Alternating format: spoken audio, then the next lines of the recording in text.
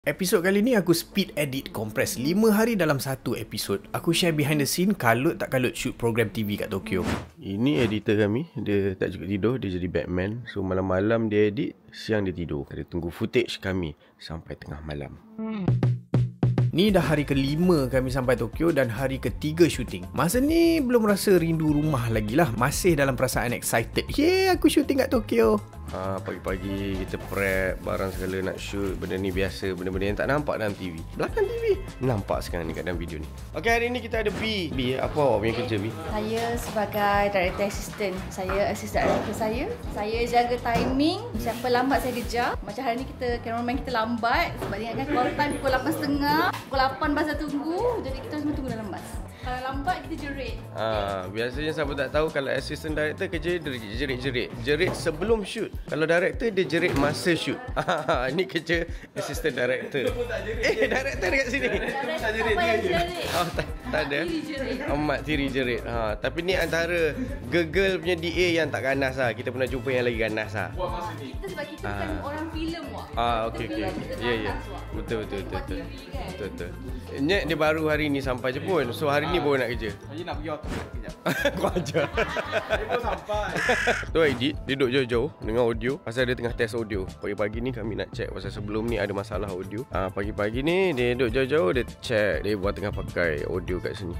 Benda-benda ni kita cuba troubleshoot sebanyak mungkin masa shoot. Tapi kadang-kadang adalah juga yang lepas pandang. So the next day tu kita cari macam mana nak improve. Setiap kali aku datang Jepun, aku teringin betul nak beli collapsible box ni. Tapi harga mengarut lah kat sini. Mungkin version temu ada lagi murah kot. Biasanya kami sebagai cameraman lagi banyak deal dengan assistant director. Director banyak jaga content dan directing talent. Kami pakai 3 kamera dan salah satu on gimbal. Lepas tu program ni ada 4 orang talent. So kami pakai wireless clip mic yang proper broadcast standard. Bukan DJI ke Holyland ke.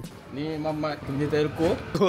Dia abang cakap nak line apa semua dia ada. Semua ada line. Maxis, Celcom, DJ, U-Mobile, Unify. Ini memang line besar ni. Jalan besar. Tapi ini collection GoPro kami. Memang untuk hiasan je, tak pakai. Ada dalam 6 biji. Kalau hari tu korang nampak aku set up GoPro kat dalam food truck kan, kat dalam dapur kali ni akan ada kecoh memasak juga. So kena ada banyak backup kamera. Bila banyak angle senang lah sikit nak edit. Talent kami ni pula jenis kecoh gila, tak boleh duduk diam. So kadang-kadang tu main kamera tak sempat nak kejar apa dia orang buat. Kalau shoot reality show macam ni, lagi banyak kamera, lagi menolong editor. Saya shooting kat dapur ni, hari ke-6 kami gerak ke Lalaport Tokyo untuk first location food truck. Ya Allah, baiknya dia ni mengaji tengah hari. Ya Allah, baiknya mengaji. Alhamdulillah. Buat time lapse ingatkan mengaji. Sampai kat food truck ni pula kami kena set up balik 6 biji GoPro tadi kasih jadi hidden camera sekeliling food truck.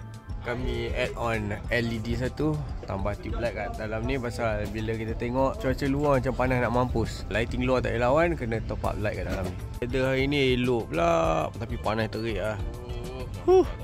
Masak. Tengok orang biasa, orang yang kerja kat studio dia berpeluh. mana ada? Macam ni rupa dia. Kena matahari je habis.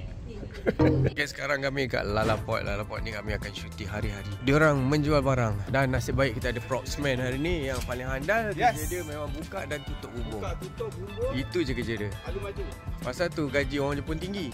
Kerja sikit. Cakap orang kerja rajin orang Jepun. Alamak, ini masalah kamera lah weh. Ini masalah kat kamera. Tak boleh. Reverse balik.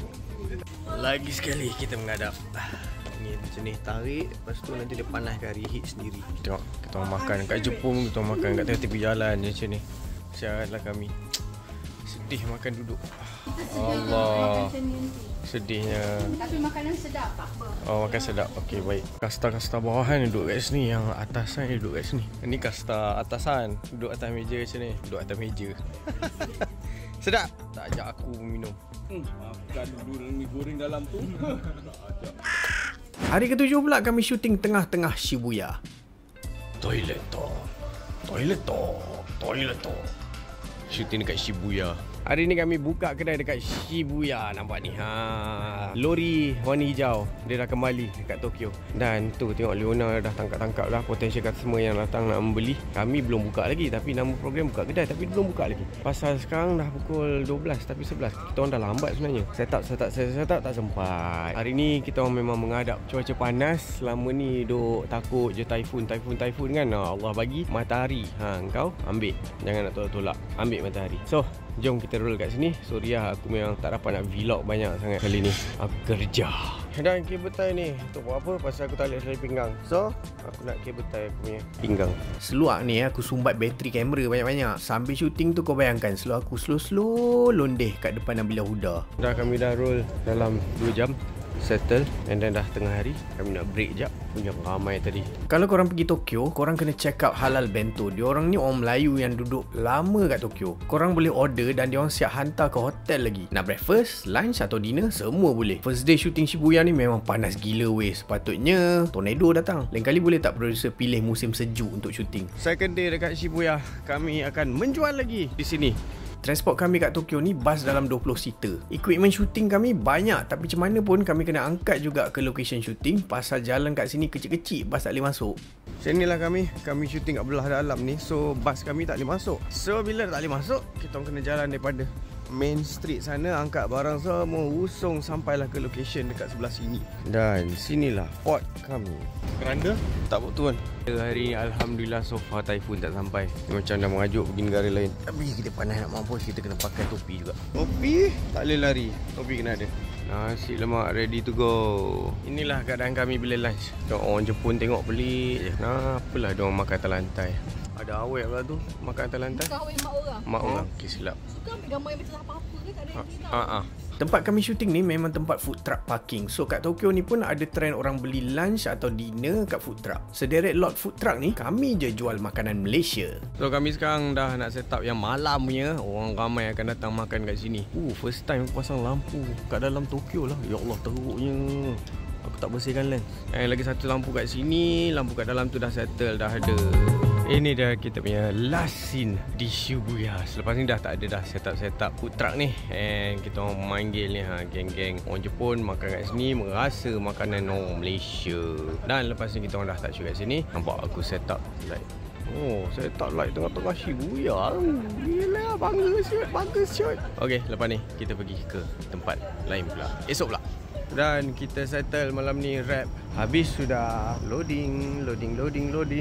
Barang-barang kami semua naik. On the way balik 1 jam. Settle dah scene food truck. Penat dah tengok datang hijau tu. Esok kami akan shoot outdoor pula. Panas weh sama kat sini. Okay, kami heading ke bus. Hari ni dia matahari memberi. Nampak Kak Malia lari masuk kat teduh. Penteduh.